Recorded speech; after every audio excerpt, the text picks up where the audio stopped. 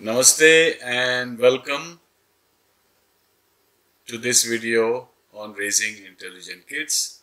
And I also thank you for joining this vision and a creation of a more intelligent civilization, technology, and future of humanity. It's a big vision, and we are making a small effort, something like a seedling, planting a seed to grow in future with your cooperation, your interest, and the interest of children of today. So before I begin on the topic I have in mind, I want to thank my colleague Rajneesh Mishra, who has made it possible for me to reach you. He develops, processes, edits, and publishes these videos. He knows the technicality as well as creativity involved in this project.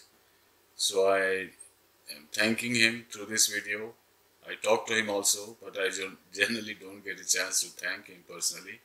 So in front of all of you, thank you, Rajneesh, for helping me. Without you, I won't be able to contribute.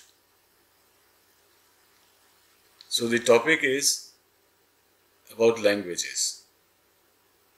As we know, most children and most grown-ups in the world know one language, at least.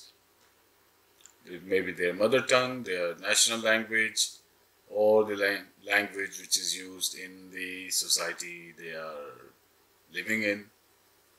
At least one language everyone knows. My suggestion is to know at least two languages. And why I am saying this? Several reasons.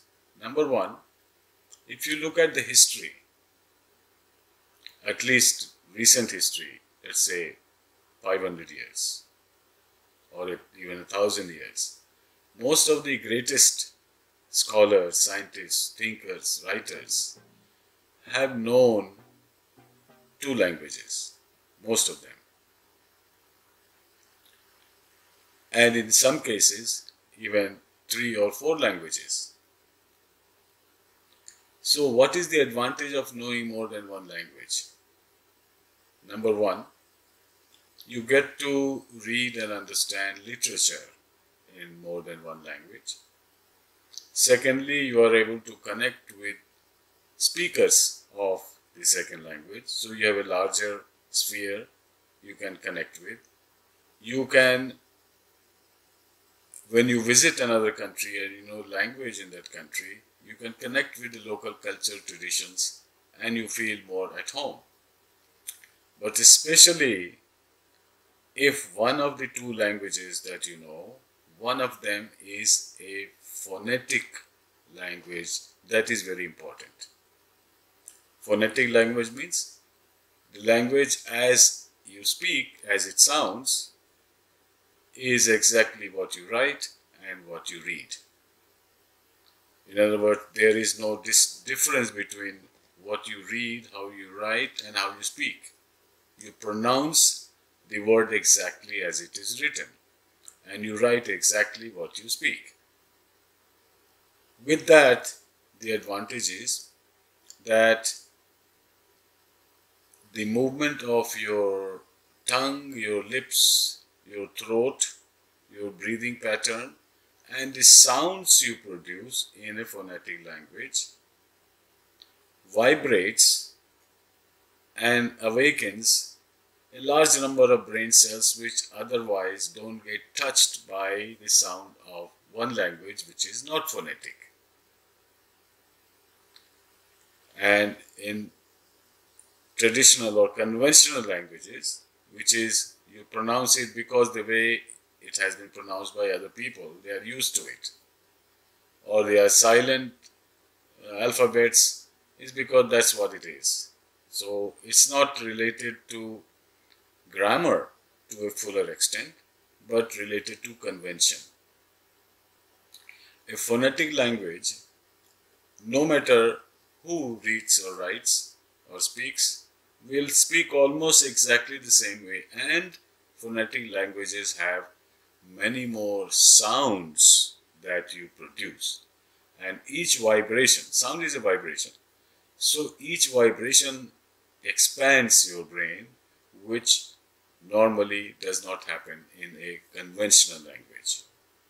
So without going into examples, you probably can look up, or you already know, that some languages are phonetic, some languages are conventional.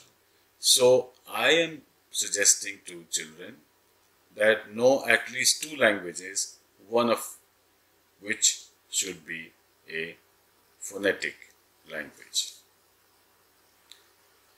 because that is what will help develop your mind to a broader level, your understanding, and the sounds that you produce will be more diverse.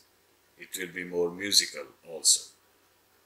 And of course, as I have said in earlier video, that learning music is very important for development of your mind and your personality.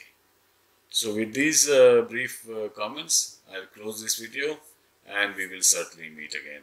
Thank you for listening, and thank you for your attention.